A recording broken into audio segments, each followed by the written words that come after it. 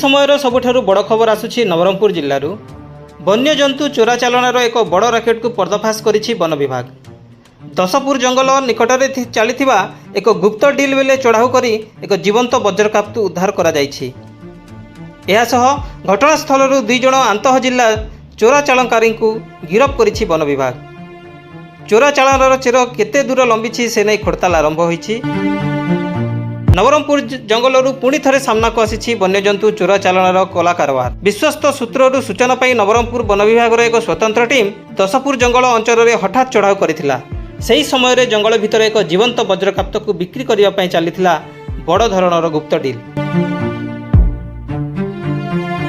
मिलिथिबा सूचना मुताबक प्राय 4 लाख टंकार एही वज्रकाप्तर सौदा चलिथिला बेले वन विभाग काल विलंब न करी चोरा चालनकारी को माड़ी बसिथिला। चढ़ाऊ बेले ए 2 वर्षर जीवंत वज्रकाप्त को सुरक्षित भाव उद्धार करा जाइछि। एहासह घटनास्थलरू 2 जण अभियुक्तों को गिरफ करा जाइछि।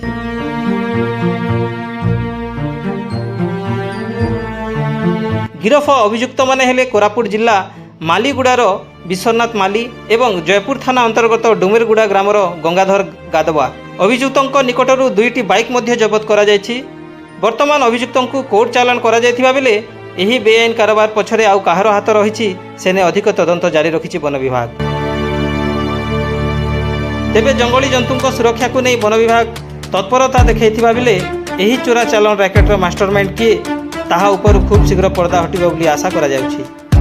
नवरंगपुर प्रियदर्शिनी पात्रଙ୍କ रिपोर्ट KWMI। कौन सूत्रु खबर पाई सर आमर गोटे टीम परफॉर्मेंस कले आमर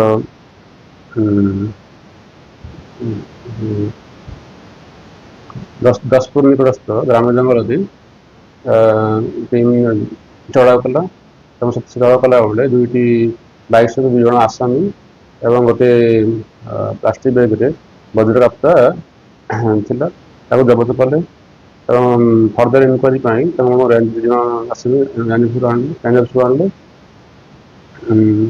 फर्दर इनक्वारी जो SF Subhash Chandra खंटिया further inquiry कले। फर्दर इनक्वारी बेले से मानिले आम यहाँ धरिक आनीचु जंगल को बिक्री करने को चाहूँ 4 लाख टकर एवं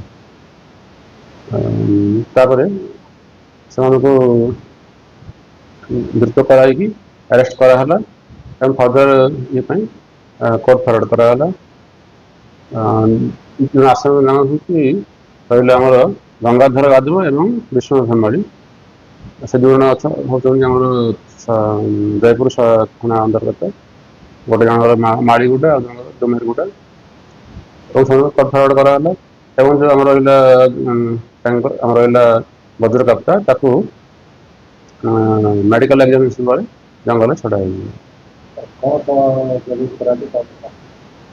आम जबत गोटे जीवंत वज्रकाप्ता 2टी बाइक आ गोटे प्लास्टिक बैग आ मोबाइल फरवर्ड कराला आज 23 तारीख आज फरवर्ड कराला।